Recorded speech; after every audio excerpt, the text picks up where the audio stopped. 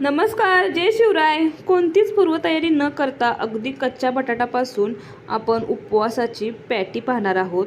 जरूर बनवा, अगदी सोपी रेसिपी आहे. त्यासाठी इथे घेतलेली आहे मी अर्धी वाटी वरी, 2 ते 3 हिरव्या मिरच्या आणि कच्चा बटाटा अगदी एकच घेतलेला आहे छोटा, आणि छान धुवून कट करून घ्यायचा. 2-3दा धुवून घ्यायचा हा बटाटू. त्यानंतर याचा आपण पेस्ट करायची, थोडंसं पाणी घालायचं आणि पेस्ट तयार करून घ्यायची. आता एका कढईमध्ये थोडंसं पाणी, म्हणजे 1 वाटी पाणी, थोडंसं तेल आणि चवीनुसार मीठ घालून उकळी आल्यानंतर आपण हे जे पेस्ट केली होती ती टाकून घ्यायची आणि अगदी छान शिजवून घ्यायचं. हे पीठ अगदी हलवत राहायचं, गुठळ्या होत नाही, तुम्ही हलवत राहा.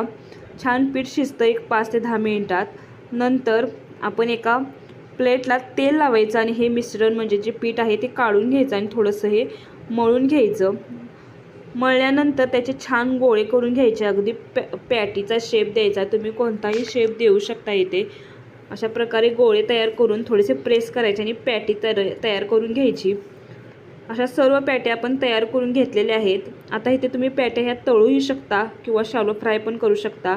इथे मी शालो फ्राय करत आहे. पॅनमध्ये थोडंसं तेल घेतलेलं आहे आणि ह्या सर्व पॅट्या आपण अगदी दोन्ही साईडने छान भाजून घ्यायच्या. अगदी छान कुरकुरीत होतात.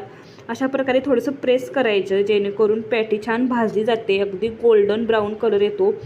अशा प्रकारे दोन्ही साईडने आपण ह्या पॅट्या भाजून घ्यायच्या. आता ही पॅटी तुम्ही शेंगदाण्याची चटणी किंवा नारळाच्या चटणीबरोबरही खाऊ शकता. अगदी टेस्टी नाश्ता आहे, जरूर करा. आणि व्हिडिओ आवडला असेल तर लाईक करा, सबस्क्राईब करा. तयार आहे आपली उपवासाची पॅटी. थँक्यू.